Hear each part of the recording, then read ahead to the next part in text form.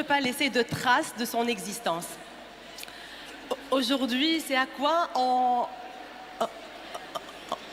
on identifie les gens qu'on appelle les leaders. Et j'ose affirmer que nos deux panélistes aujourd'hui, elles s'y inscrivent pleinement. Je suis ravie d'avoir à mes côtés Amel Saïden, la présidente de Tunisian Startups, et Asma Ben Hamida, la fondatrice d'Enda Interarabe. Je vais commencer d'abord par présenter nos invités. Donc, Amel Saïden, après un passage à l'international en Allemagne, elle fonde sa start-up, elle est entrepreneur. Elle est aussi consultante auprès des organismes internationaux sur la stratégie d'entreprise, sur la transformation digitale. Elle préside et elle a cofondé l'association Tunisian Startups et elle a un nouveau bébé dont elle va nous parler après. Madame Ben Hamida, Asma, si je vais la présenter brièvement, elle est diplômée d'histoire géo, elle a commencé par être enseignante et après elle a été rattrapée par la passion du journalisme et je peux que la comprendre.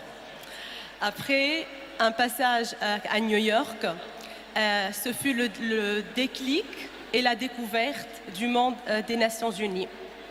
Mais au bout de quelques années, Asma ne s'est pas contentée de l'analyse et du constat. Elle a voulu passer à l'action et elle a fondé Enda Interarabe.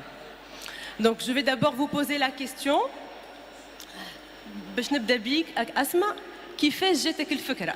Comment cette idée a germé que vous êtes la leader de la microfinance en Tunisie, vous êtes la première.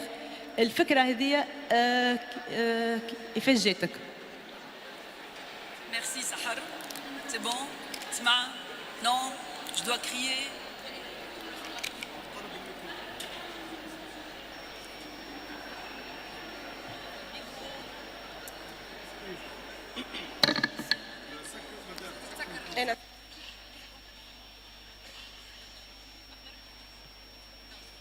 C'est bon? C'est bon maintenant? Ils ont déserté. Ah, c'est bon. Bon. كيفاش جاتني الفكرة؟ ما جاتنيش فكرة. Tout simplement. Tout simplement, quand on est journaliste et qu'on vadrouille dans le monde et qu'on voit beaucoup de pauvreté, on a envie d'agir. Parce que quand on est journaliste, on écrit. Et on écrit pour changer le monde, mais le monde ne change pas à travers le journalisme, malheureusement. Pas seulement avec l'écrit. Donc, l'idée que j'ai eue, c'est de passer à l'action pour contribuer, un tant soit peu, à changer quelque chose dans le monde. Pas en Tunisie au début. Et c'est après coup que j'ai eu l'idée de venir en Tunisie, grâce à une femme que j'ai rencontrée quand j'étais journaliste et qui m'a montré qu'il y a beaucoup de choses à faire en Tunisie. Et c'est comme ça que je suis rentrée. Je n'avais pas l'intention de ramener la microfinance. Non? Ça marche? Je n'avais pas l'intention de ramener la microfinance à l'époque. El Fekra, c'était de commencer une ONG de développement et de contribuer au développement.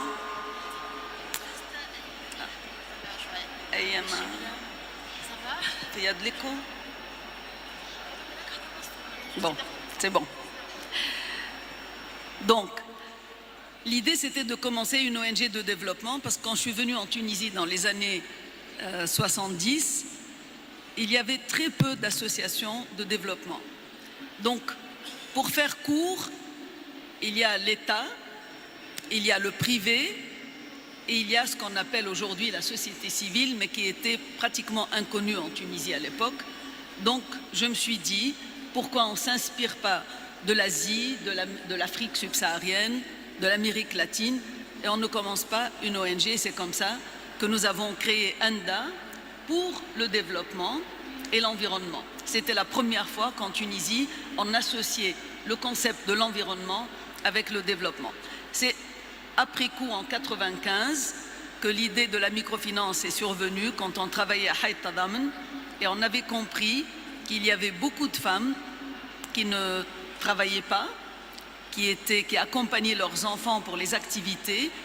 Et quand je leur posais la question « Pourquoi vous ne travaillez pas ?», elles répondaient tout simplement « Parce qu'on n'a pas d'argent, donc on n'a pas de capital ». Et c'est à ce moment-là que l'idée de copier, et je dis bien copier et adapter, l'idée de Mohamed Younes et de la microfinance en Bolivie à l'époque, parce que ça venait de commencer en Amérique latine et en Asie, et on avait copié, et je pense qu'on a bien copié, bien adapté, et c'est comme ça qu'aujourd'hui, la microfinance est généralisée en Tunisie. Voilà. Je me retourne vers vous, Amel. Donc vous alors, comment vous avez vu le besoin, la nécessité d'avoir une association pour les start-upers et qu'est-ce qu'elle peut leur offrir, cette association? Excellent. C'était au fait un cadre d'intelligence collective. C'était dans le cadre d'un échange avec d'autres entrepreneurs. Donc je me rappelle 4-5 ans l'idée de me lancer dans l'entrepreneuriat pour quelqu'un venant du monde des multinationales, dans le confort et d'un environnement qui est super bien structuré. Je me suis lancée à expérimenter, à explorer, suite à une suggestion d'une femme justement qui m'a suggéré d'aller tester des choses parce qu'elle me disait dans le temps, une amie, if not you, whom? Si c'est pas toi, qui? If not now, when? Si pas maintenant, وقتاش قداش تقعد تستنى. Et donc voilà, j'ai commencé à explorer, à tester et j'ai commencé à rencontrer l'écosystème entrepreneurial en Tunisie, à découvrir. Et j'ai rencontré des gens fabuleux, des gens qui, malgré tous les obstacles d'un écosystème qui n'est pas conducive, qui est hostile à l'entrepreneuriat. Et c'est l'entrepreneuriat dans le sens start-up, un concept qui n'est pas très connu en Tunisie dans le temps. Maintenant, c'est plus à la mode, c'est plus connu, c'est un concept qui est plus vulgarisé. Et donc, c'est des gens qui ont quand même qui ont persévéré et qui ont essayé. Et donc, on s'est rencontrés autour du constat que كل واحد منا عنده حكاية. Et donc, on s'est dit, soit on reste à نقعدوا نخرنوا إلى الأبد en attendant qu'un pouvoir providence nous donne ce dont on a besoin pour avancer, ou bien on se rassemble autour d'un sentiment de responsabilité pour faire quelque chose. On a le besoin de l'action, justement. Il fallait qu'on agisse. Et donc on s'est dit, arrêtons d'observer que tout le monde parle de l'entrepreneuriat au nom des entrepreneurs sans qu'ils soient représentés, sachant que c'est une bonne chose le fait qu'il y avait un hype et qu'il y avait plein d'initiatives qui s'occupaient de l'entrepreneuriat et tout, mais il fallait que les entrepreneurs, que les startups soient représentés et qu'ils fassent partie de la discussion. Et c'est à partir de là qu'on s'est rassemblés d'une manière très spontanée au fait autour d'une rencontre, d'une réunion, et on a décidé de monter quelque chose qui parlerait, qui porterait la voix des startups et qui pousserait dans le sens qu'il y ait un cadre structuré qui soit plus favorable pour monter des startups et to start up and scale up. Et c'est là où on a décidé, en tant qu'entrepreneur, de cofonder cette association. Et voilà, on a avancé en tant que core team. On a réussi à attirer plus d'entrepreneurs dans ce parcours. Et j'aime beaucoup présenter cette association en tant que plateforme. Parce que la plateforme, c'est un mot magique dans le monde du numérique, le monde du digital, et dans cette nouvelle transformation du monde en général. Et donc, c'est une plateforme qu'on offre à tous ceux qui souhaitent contribuer à changer l'écosystème entrepreneurial et à changer l'économie du pays à travers l'innovation et le numérique. Et donc, c'est une plateforme qui est offerte à tous ceux qui souhaitent monter quelque chose, lancer une initiative. Et donc, on a le bonheur et la chance que les membres de cette association soient typiquement des entrepreneurs. Donc, on n'a pas à leur dire ce qu'ils doivent faire. ils ont juste besoin d'un framework et ils feront le reste. Donc ils ont juste besoin d'un cadre et ils se lanceront de toutes les manières tout seuls. Donc il s'agit juste d'offrir justement cette plateforme sur laquelle pourront se greffer ces entrepreneurs et ils feront le travail tout seuls. هو باش نحكيو على l'impact هذايا l'impact de Enda, comment vous le voyez, comment vous l'estimez? Si tu m'avais posé la question il y a 28 ans, je t'aurais dit que je n'escomptais pas l'impact que Enda a eu sur 800 000 familles. Je ne le rêvais pas, pour être franche. On a commencé tout petit et on ne pensait jamais qu'on allait avoir autant d'impact. Quand on dit 800 000 familles, vous multipliez par 4 pour avoir le nombre de la population tunisienne qui a été touchée par Enda, un temps soit peu, parce que c'est pas qu'on change toute la vie, mais avec un microcrédit et de l'accompagnement, avec, au fait, ce qu'on donne, on redonne de l'espoir, on redonne la confiance, parce que c'est pas seulement l'argent. C'est important quand vous dites à une femme qui n'a jamais été entrepreneur, oui, vous pouvez avoir un crédit et vous pouvez devenir entrepreneur. C'était quelque chose dont elle ne rêvait pas. Et je pense que c'est ça la magie de la microfinance. Ce n'est pas vraiment les 1000 dinars ou 5000 dinars en tant que tel. Donc je pense qu'effectivement, si on compare Enda à une femme micro-entrepreneur en Tunisie, c'est exactement la même chose. Enda n'avait pas d'argent, Enda n'avait pas de grands rêves, on voulait commencer petit, on avait commencé avec 20 000 dinars et on ne pensait pas qu'on pouvait avoir autant d'argent, de mobiliser autant d'argent pour pouvoir toucher aujourd'hui, comme j'ai dit, 800 000 familles et accorder 4 milliards de dinars à cette population. Qu'est-ce qu'on a aujourd'hui? Bien sûr, vous avez des chercheurs dans la salle qui peuvent venir étudier l'impact, mais nous, l'impact, on le voit à l'œil nu parce que nous avons vu beaucoup de familles qui sont sorties de la pauvreté, qui ont sorti leurs enfants de la pauvreté, qui ont créé des emplois pour leurs maris, des femmes qui ont créé des emplois pour leurs maris, pour leurs enfants. Au fait, c'est très simple. Il y a une différence entre être quelqu'un à la maison sans rien faire et avoir de l'argent, une idée et développer son idée et travailler.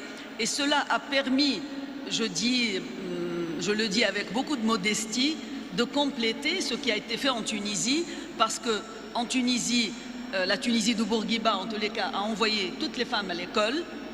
Elle a offert aux femmes le luxe de se permettre de ne pas avoir beaucoup d'enfants.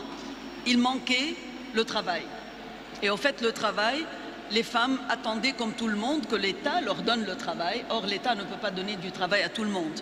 Et je pense que la microfinance, c'est un outil magique qui peut donner la possibilité à tout le monde, tous ceux et celles qui ont envie d'entreprendre, de commencer une entreprise. Donc, si vous m'avez demandé aussi pourquoi vous n'avez pas entrepris dans le privé, et c'est une question qui m'a été posée plusieurs fois, et au fait, si aujourd'hui on pouvait encourager les jeunes à entreprendre pour aider la société, pour apporter un plus à la société, pour contribuer aux côtés de l'État à régler un problème sociétal. Et c'est ça ce qu'on appelle une entreprise sociale. Et en fait, après coup, on a découvert que Enda est une entreprise sociale. Asma, en fait, voilà, فماشي حكاية تحكيها لنا qui a vraiment, on peut voir cet impact, mis à part bien sûr pour toutes et pour tous, il y a ce regain de dignité, cette confiance en soi, mais quelque chose vraiment qui donne envie aux autres, cet impact d'un point de vue humain. Tu sais, vous raconter une histoire serait mentir. Je ne peux pas vous raconter une histoire. J'ai des milliers d'histoires dans la tête. Et je pense que, oui, en effet, je ne peux pas vous dire, voilà, Khalti Mannana, Khali Mohammed. Non, pour moi, il y a autour de moi des milliers de gens qui ont profité de Enda. Et je les ai vus de mes propres yeux, parce que je suis vieille par rapport à vous. En 28 ans, j'ai vu des miracles se passer. J'ai vu des femmes et des hommes et des jeunes changer entièrement, complètement. Des gens qui étaient désespérés, des gens... J'ai vu, parce que vous, les jeunes, vous n'aviez pas vécu peut-être l'époque de la colonisation. Vous n'aviez pas vécu l'époque de Bourguiba, les années pauvres. Vous n'aviez pas vécu l'époque de Ben Ali, où, franchement, la Tunisie était pauvre. Il y avait des problèmes. Et aujourd'hui, vous regardez autour de vous et vous voyez une autre Tunisie. Et cette autre Tunisie, elle est le fruit, le résultat du travail de toutes ces femmes, vos mamans, vos tantes, vos pères. Et ce sont aujourd'hui tous ces hommes qui, pour moi, ont quitté le concept dans lequel moi j'ai été élevée, c'est-à-dire être fonctionnaire de l'État, pour devenir entrepreneur. C'est vraiment un changement miraculeux que j'ai vécu aux États-Unis. C'est vrai qu'il y a eu l'influence, parce qu'aux États-Unis, un enfant, on le forme pour devenir entrepreneur. Et ici, en Tunisie, votre enfant, dès la première année, on lui dit « tu vas devenir fonctionnaire, tu vas avoir un emploi rémunéré avec un salaire ». Donc, je pense que je ne peux pas te raconter une seule histoire, parce qu'aujourd'hui, je pense que Enda est fier d'avoir créé 800 000 entrepreneurs, rien que ça, rien que par Enda. Et quel entrepreneur?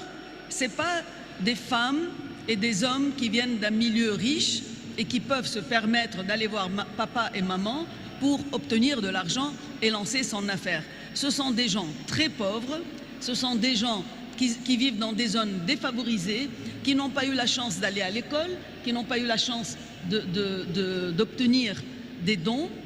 Et c'était ça, malheureusement, la Tunisie de l'époque.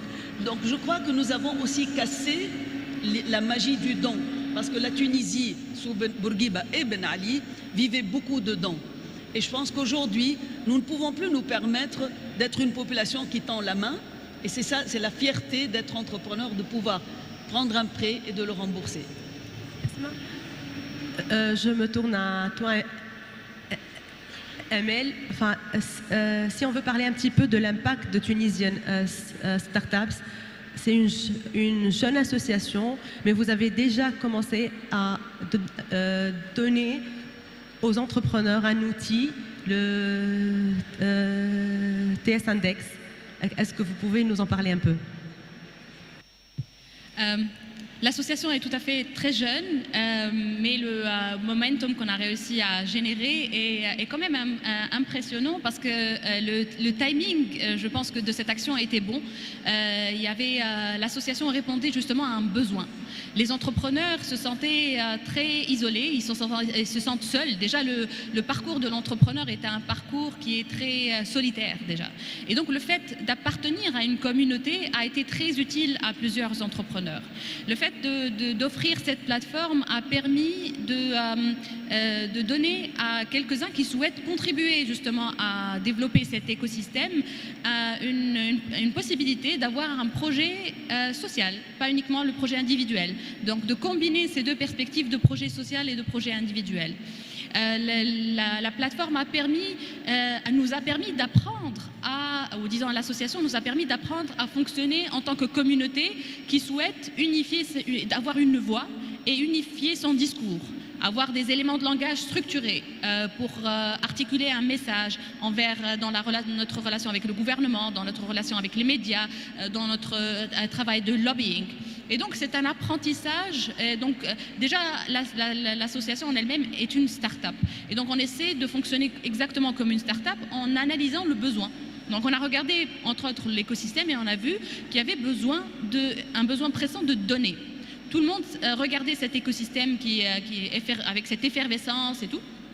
Mais personne n'avait la capacité d'articuler cette effervescence d'une manière scientifique ou le plus proche possible de scientifique.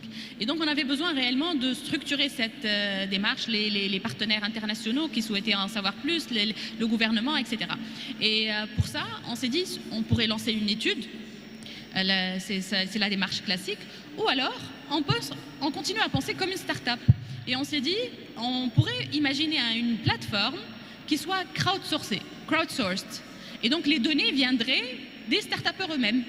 Et donc, on a monté une plateforme en version bêta pour commencer. On a offert justement une plateforme en ligne où les start-upers ou les entrepreneurs, à titre déclaratif, s'enregistrent, donnent des informations sur leur business.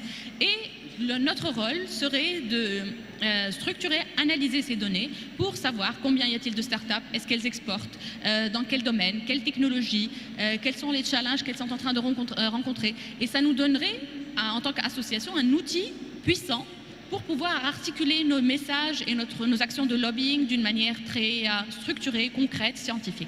Et donc la plateforme s'appelle tsindex.org. Et je vous invite vivement à vous inscrire sur cette plateforme, à donner des informations sur votre entreprise. On est aujourd'hui à 620 startups enregistrées sur cette plateforme et on souhaiterait être beaucoup plus bientôt.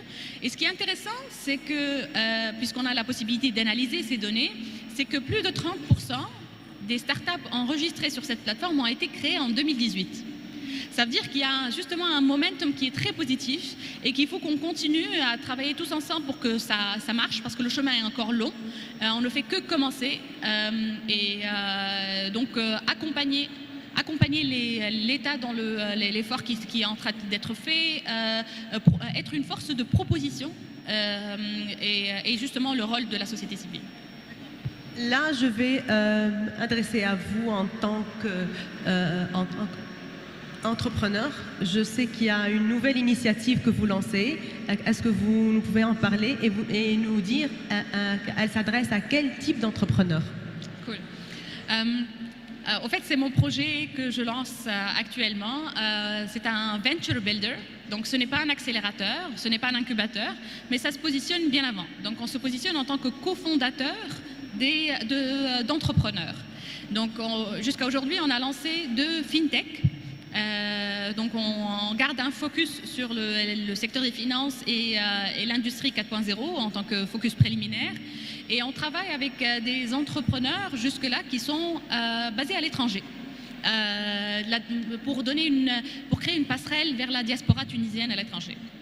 Donc ce qu'on offre, disons que vous êtes un entrepreneur et vous avez une certaine idée, donc on travaillera ensemble à structurer le projet, à structurer l'idée et le concept, et on vous offrira les compétences nécessaires et les développeurs, les marketeurs qui permettront de construire votre MVP, votre prototype, très rapidement. Donc industrialiser ce process de manière à ce que ce MVP prenne 2-3 mois au lieu de 2 ans, parce que typiquement le parcours de l'entrepreneur, c'est faire du bootstrapping, chercher de l'argent un peu par là, par ici, pour pouvoir monter ce prototype. Parce que malheureusement aujourd'hui en Tunisie, il n'y a pas de financement de financement adéquat pour la phase prototype MVP.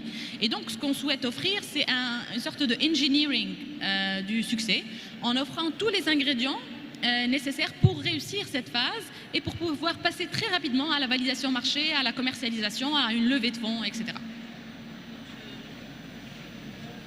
Je suppose que ça intéresserait pas mal d'entre vous dans la salle. Là, je voudrais vous dire, dans ce parcours qui est intéressant, quels ont été vraiment les principaux challenges? Très brièvement.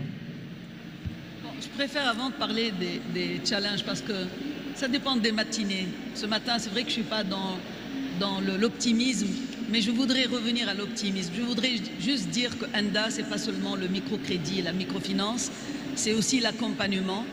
Au bout de 25 ans de microfinance, nous avons compris quand même que l'argent tout seul ne suffit pas. Donc si vous êtes jeune, vous voulez entreprendre, ce n'est pas en accédant à un prêt que vous allez devenir entrepreneur. L'accompagnement est très important, le networking ou le réseautage est très important, et c'est ce que nous faisons à Enda Interarabe, parce que nous avons aujourd'hui 2 institutions, une qui accorde le crédit et l'autre qui accorde l'accompagnement et la formation.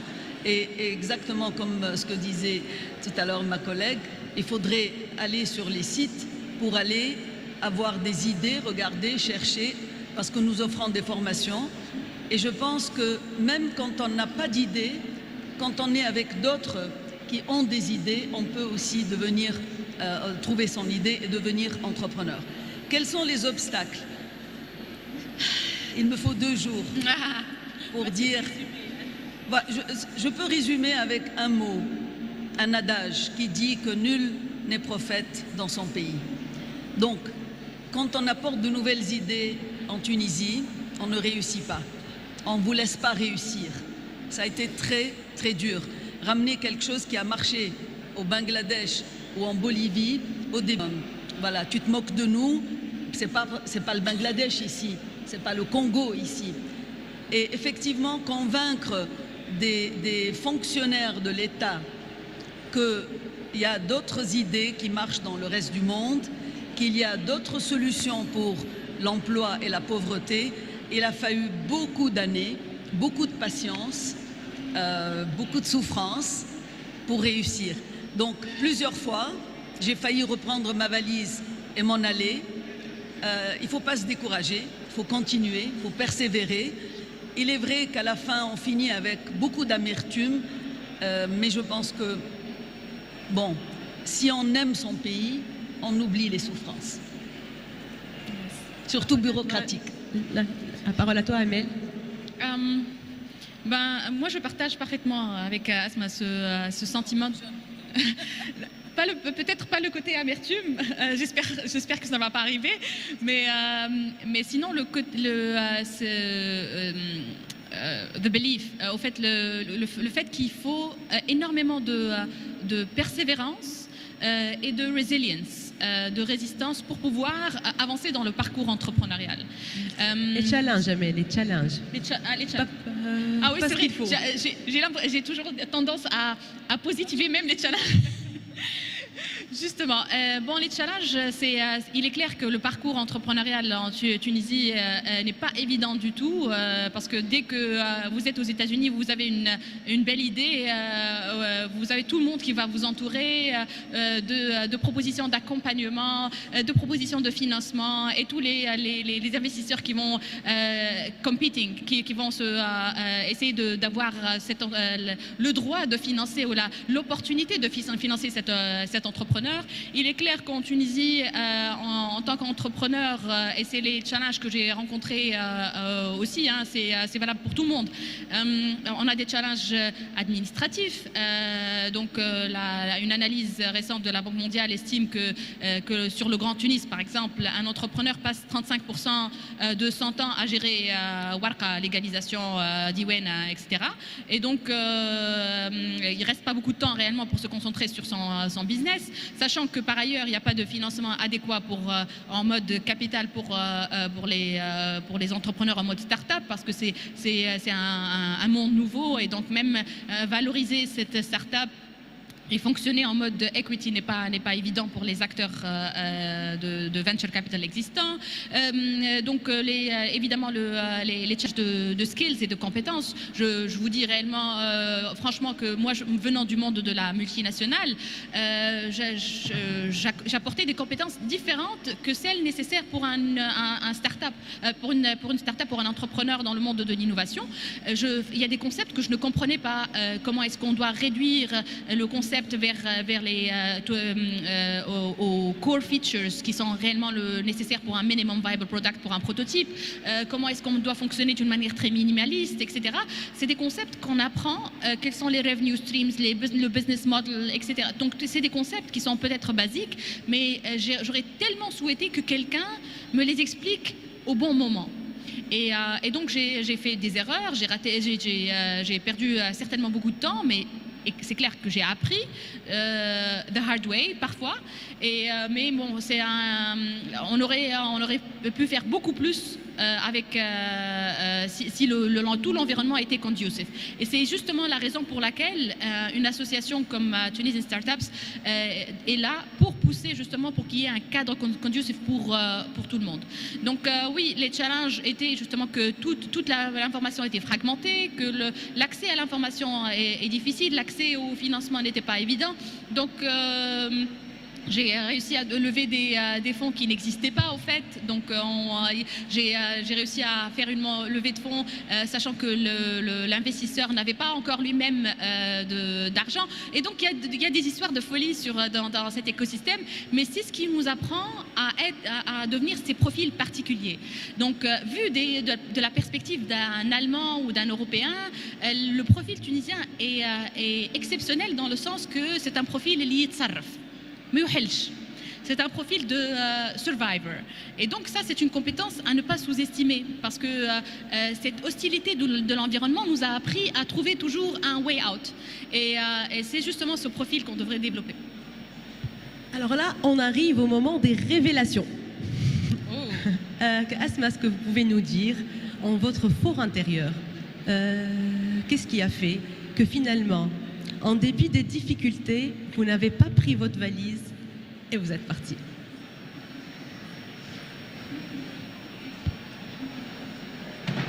C'est l'impact, c'est le sourire que j'ai vu sur le visage de beaucoup de femmes. C'est l'encouragement qui a été donné par cette population. C'est l'amour qu'ils te portent parce que tu as apporté quelque chose. Et au fait, il ne faut pas s'attendre à plus parce qu'on ne fera pas plaisir aux autorités ni au gouvernement. Mais c'est les gens avec qui on travaille. C'est des gens merveilleux. C'est au fait le fait de voir le résultat sur la population, sur les enfants aujourd'hui, parce qu'aujourd'hui on travaille aussi avec les enfants. On se dit, ça vaut le coup de le faire, ça vaut le coup de le refaire, parce qu'on peut contribuer, on peut changer quelque chose dans la vie des gens autour de nous. Et si j'étais restée journaliste aux États-Unis ou en Suisse, je n'aurais pas fait autant d'impact sur autant de gens. Voilà. Mais ceci a nourri quelle valeur chez vous? Ça nourrit la modestie, parce que c'est pas... Il ne faut pas croire aussi qu'on va changer le monde. Ça vous montre vos limites, parce que tout ce qu'on a fait après la Révolution a été pratiquement pas cassé, mais touché, et on avait peur. Et on voit combien la fragilité... Bon, je n'ose pas dire, des fois je suis très découragée parce que le travail qu'on fait, c'est un travail de longue haleine, c'est un travail de développement, c'est un travail de changement de mentalité.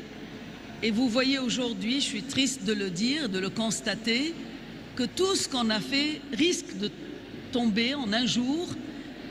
On risque de voir la population basculer vers le Moyen-Âge, et ça me fait peur, parce que je pense que l'œuvre que la Tunisie a commencée après l'indépendance, c'est une œuvre moderniste, c'est une œuvre de progrès, et dont l'acteur principal, et je le dis la tête haute, l'acteur principal est la femme, et c'est voulu, c'était décidé par le père de la nation, et aujourd'hui, si on touche à la femme, si on touche aux droits de la femme, c'en est fini pour la Tunisie moderne. Donc, oui, ça m'a appris qu'on peut passer, on peut changer, mais quelqu'un d'autre peut casser aussi. Et il faudrait que d'autres, et ils sont là, dans la salle, les collègues, les jeunes, il faut que les jeunes reprennent. Ne prenez pas un peu sur mon âge, parce que quand on vieillit, on devient plus pessimiste, surtout quand on voit aujourd'hui ce qui se passe. Mais j'ai confiance dans la jeunesse. Et je crois que la jeunesse va changer les choses et elle va améliorer la Tunisie de demain. Pour toi? Donc justement le drive, qu'est-ce qui fait que je persévère et que je continue? C'est justement cette découverte du fait que chaque individu a une mission et que je pourrais avoir un rôle, une contribution pour justement cette Tunisie nouvelle. Le fait de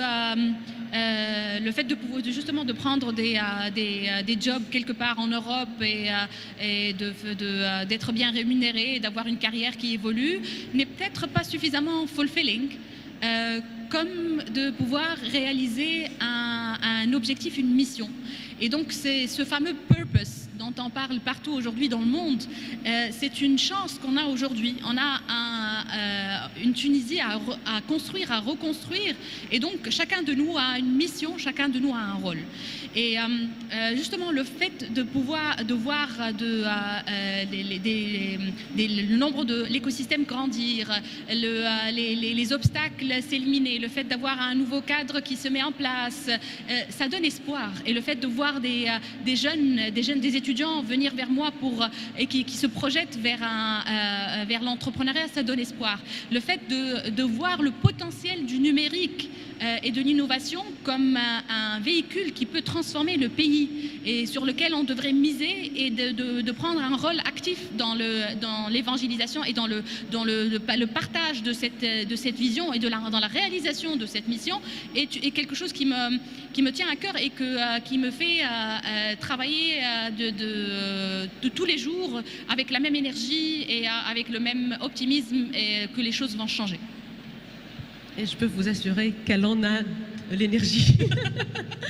Alors, je cède la parole à la salle. Est-ce qu'il y a des questions? Est-ce que vous voulez réagir sur certains points? Oui, monsieur. Le micro, s'il vous plaît.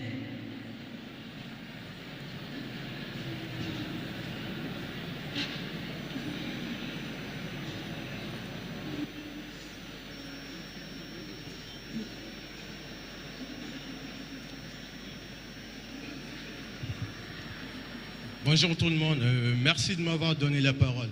En fait, la question dont j'ai à vous poser, madame, excusez-moi, pourrais-je savoir votre nom? Ok, merci. Disons, si moi, j'ai l'intention de venir envers vous, vous demander un suivi, vu que je suis un stagiaire en Tunisie, est-ce que c'est possible? Parce que je suis un étranger et je viens du Mali. Bon, je ne sais pas si vous avez quelque chose d'autre à ajouter par rapport aux étrangers, parce que ce n'est pas simplement des Tunisiens qui sont ici, qui sont intéressés par votre idée. Je vous assure, quand je suis rentré dans la salle et que je vous ai entendu parler, automatiquement j'ai été captivé, parce que tout ce que vous donnez, en fait, vous parlez avec de l'énergie, et en même temps, les idées que vous donnez, c'est comme si on avait l'impression que vous rentrez en fait dans le cerveau de chaque individu pour donner la solution. Donc vraiment, je vous félicite. J'aimerais bien que vous répondiez à ma question. Sincèrement, je serais content. Merci. Merci beaucoup pour votre question et pour votre feedback. Je prends note réellement de votre feedback, parce que en tant qu'association, on n'a pas encore monté suffisamment de bridges qui permettent de connecter avec d'autres écosystèmes déjà dans le monde. Ça fait partie de nos priorités pour 2019 et 2020 déjà. Mais votre question est pertinente dans le sens que on n'a pas... Moi je contre le et interférence. Et donc, justement, je note qu'on devrait prendre action dans ce sens. En tant qu'association, on ne se substitue pas, on ne veut pas remplacer d'autres structures. Notre rôle est plutôt de fédérer les acteurs. Donc, je note que je vais faire la recherche par rapport à est-ce qu'il y a un incubateur, une structure qui connecte avec les étrangers qui sont basés en Tunisie et qui s'intéressent à l'écosystème entrepreneurial en Tunisie, parce que ça fait partie justement de notre plaidoyer et des choses vers lesquelles on a poussé à travers le Startup Act notamment. C'est de pouvoir positionner la Tunisie en tant que hub entrepreneurial qui soit capable d'accueillir des entrepreneurs du monde entier. Et donc pour ça, on devrait être préparé. Et ça fait partie du travail qu'on devrait faire, préparer le process pour accueillir des entrepreneurs qui souhaitent se lancer en Tunisie. Ça veut dire quoi en termes de permis de travail? Ça veut dire quoi en termes de process administratif, etc. La parole à toi. Oui, je voudrais ajouter à notre ami du Mali que Enda est ouverte à tout le monde, et Enda est d'abord et avant tout africaine, parce que notre origine est de Dakar, et donc nos bureaux sont ouverts pour tous les Africains et les étrangers en général. Si vous avez besoin d'appui pour votre entreprise, vous êtes le bienvenu. À Haït Tahrir.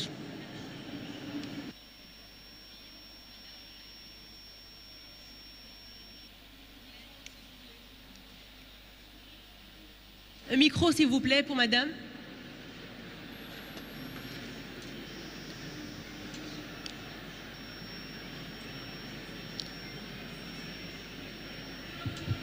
En fait, en réponse aux jeunes entrepreneurs ou bien start-up, en tant qu'incubateur, je suis prête à accueillir les jeunes entrepreneurs ou la start-up et j'ai tous les moyens d'accompagnement et d'aide, de conseil et tout. Donc, du moment que j'ai travaillé pendant 6 ans dans une institution d'investissement, donc je peux aider sur ce niveau. Et sur le côté financier, le côté psychique, le côté technique, le côté accompagnement, formation et tout, je suis prête à vous accueillir à Cité Nasr de Loft Coworking. Ah, voilà, monsieur, vous êtes bien servi, hein. Il y a une dernière question, je pense que l'autre panel attend. Donc sur cette note positive de collaboration, d'optimisme, on clôt le panel et je voudrais juste rebondir un petit peu sur ce que a dit Asma, parce que personnellement ça me parle énormément. Je pense que la femme, elle a un impact qui est très très important sur l'écosystème parce qu'elle est volontaire. Parce que vraiment, on a des choses à faire, prouver et montrer malgré tout. Et nous, on le voit dans le prix qu'on organise, que le magazine organise, donc les trophées des femmes entrepreneurs. Il y a des profils qui sont vraiment, qui donnent envie, c'est de l'émulation. Et vous allez voir dans le prochain panel, hein, je fais la transition, la femme entrepreneur de la dernière édition, elle va faire partie du prochain panel, Madame Leïla Brayek. Donc j'invite mon ami Abdelaziz Dargout. Oui, bien sûr.